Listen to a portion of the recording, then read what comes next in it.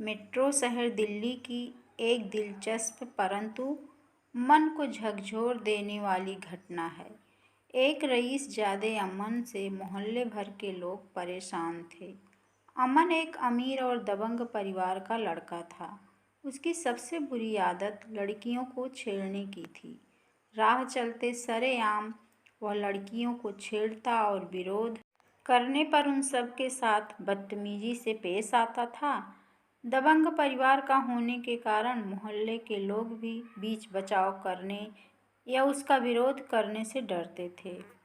इससे दिन प्रतिदिन उसका अहंकार बढ़ता ही जा रहा था। मोहल्ले की लड़कियां और औरतें उसके डर से घर से बाहर निकलने से परहेज करने लगी थी। इसी मोहल्ले में सीमा नाम की एक लड़की रहती थी। वह कॉलेज में पढ़ती थी और साथ ही कुछ परिवार के बच्चों को ट्यूशन भी देती थी।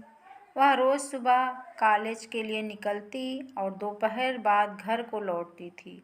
मोहल्ले में एक तरफ सीमा की सुंदरता के चर्चे थे, वहीं उसकी सादगी और बुद्धिमत्ता की तारीफ करते भी लोग नहीं थकते थे।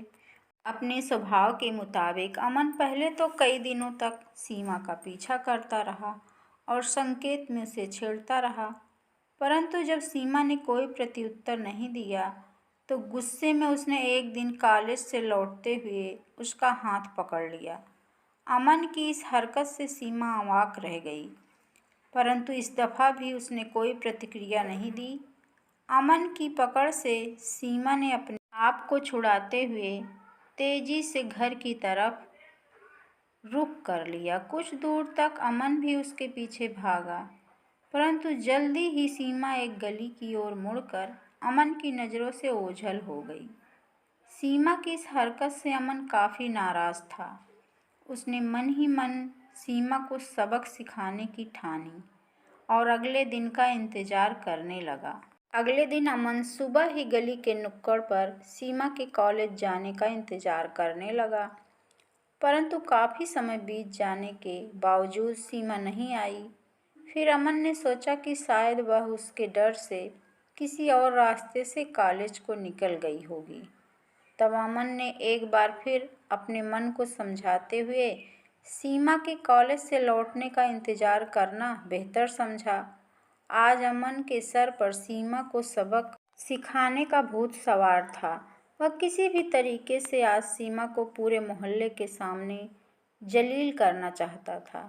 आखिर सीमा ने सरेआम उसकी बादशाहत को चुनौती दी थी।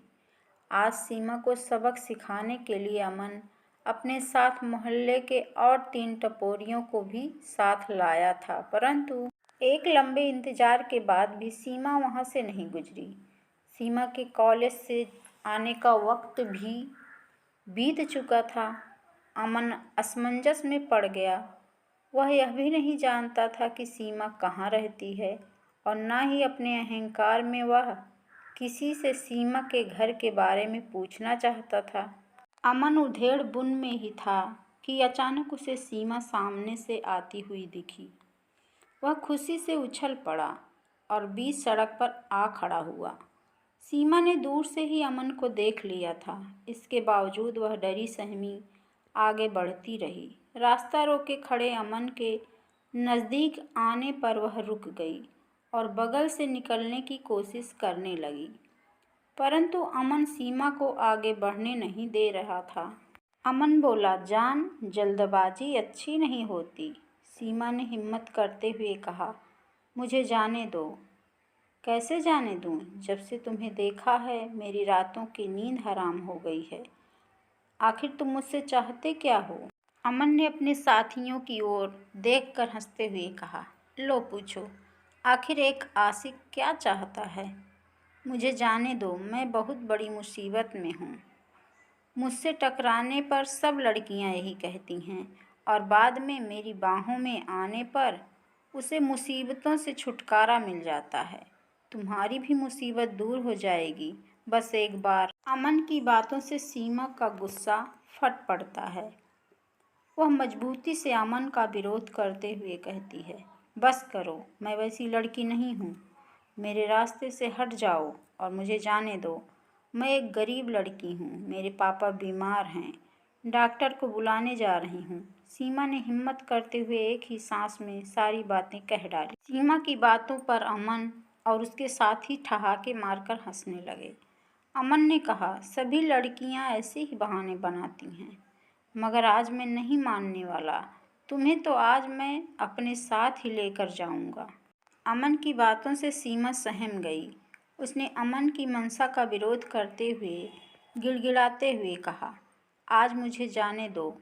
मैं अगर समय पर डॉक्टर को लेकर घर नहीं पहुंची तो मेरे पापा की मौत हो जाएगी। सीमा की बातों पर अमन थोड़ा ठिठका और धूर्तता दिखाते हुए बोला, मैं किसी डॉक्टर से कम हूँ क्या? तुम्हारे पापा का इलाज मैं कर दूंगा। चल तुम्हारे घर चलता हूँ। अमन इस बहाने सीमा का घर भी देखना चाहता था, परंतु भोली भाली सीमा को अमन की यह चाल समझ में नहीं आई और यह समझते हुए कि अमन जब उसके घर के हालात और उसके बीमार पिता को देखेगा तो उस पर तरस खाकर उसका पीछा करना और उसे तंग करना छोड़ देगा, अमन को अपने घर ले गई। सीमा के घर के हालात को देखकर अमन को जोर का झटका लगा। एक छोटा सा घर, बेतरतीब फैले सामान और घर के एक कोने में चारपाई पर लेटा हुआ एक बूढ़ा शख्स। कुछ देर के लिए वह खामोशी छा गई। इस खामोशी को सीमा ने तोड़ा। यही है मेरा घर। चारपाई पर लेटे मेरे पापा हैं। पापा बीमार हैं। माँ दूसरे घरों में काम करने गई हैं। पापा की तबीयत ज़्यादा बिगड़ने के कारण मैं आज कॉलेज नहीं जा सकी थी। डॉक्टर को बुलाने जा रही थी, सीमा ने कहा। सीमा की एक एक बात अमन के दिल पर हथौड़े की तरह वार कर रही थी।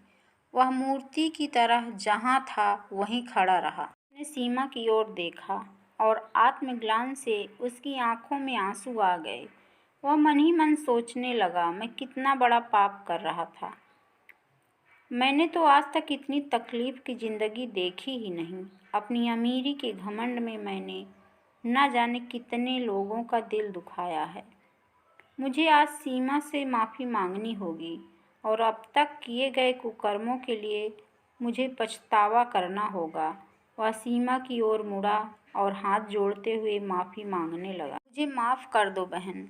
मैं आज तक घमंड में जी रहा था। आज तक ना ही मैंने समझा और ना ही मेरे माँ बाप ने समझाया कि जीवन कैसे जिया जाता है, जीवन का संघर्ष क्या होता है।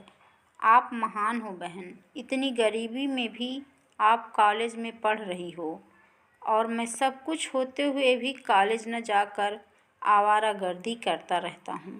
सीमा ने कहा, इसमें माफ़ी मांगने वाली क्या बात है भाई? अगर मेरे कारण आपके हृदय में परिवर्तन हुआ है तो मेरे लिए इससे बढ़कर खुशी और क्या हो सकती है। जो आपने किया उसे भूल जाइए और एक नए जीवन की शुरुआत कीजिए। अपने जीवन को न सिर्फ अपने लिए जिएं बल्कि दूसरों के सुख दुख में भी हाथ बटाना सीखिए। फिर देखिए आपके मन को कितनी संतुष्टि मिलती है।